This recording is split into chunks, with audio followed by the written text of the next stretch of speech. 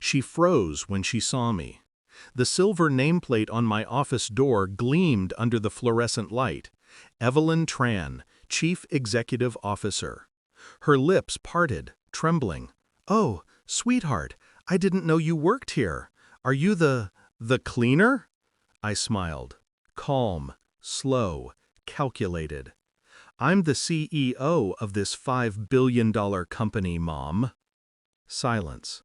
Then came that familiar flicker in her eyes, greed dressing itself up as pride.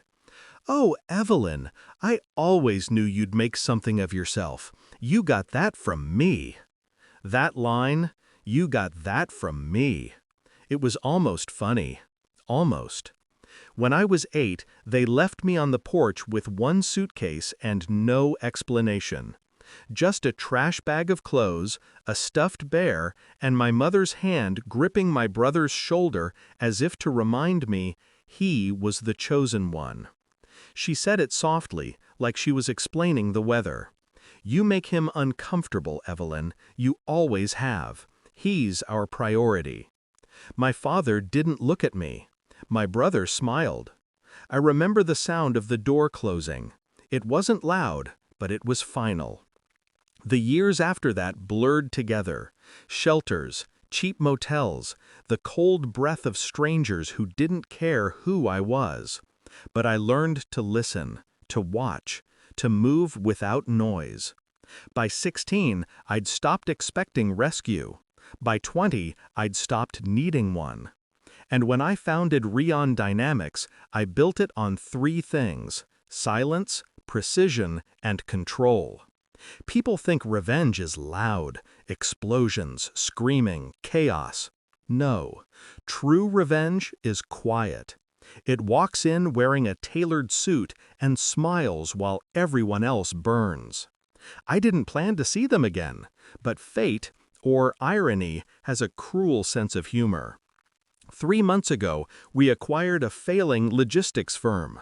One of our regional offices, small, crumbling, buried in debt, was managed by a man named Harold Tran, my father. I didn't need to announce who I was, I just watched.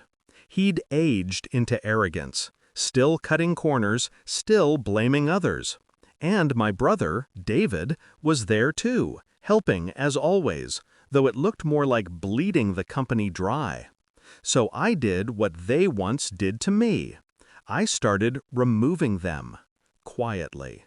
First, I reassigned their key accounts to a new division. Next, I ordered a financial audit, a clean, simple one. And when the numbers came back, embezzlement, falsified reports, missing inventory, I didn't react. I just smiled. Our legal team drafted termination notices, but I waited, because I wanted them to see me before the end.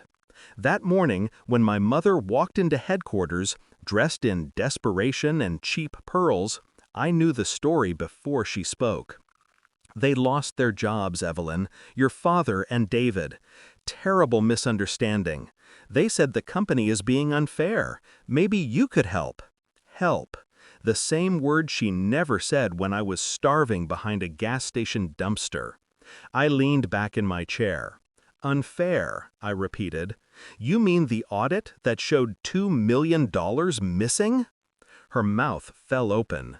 "How do you—" "I signed it," I said. "I ordered it, and I approved their dismissals."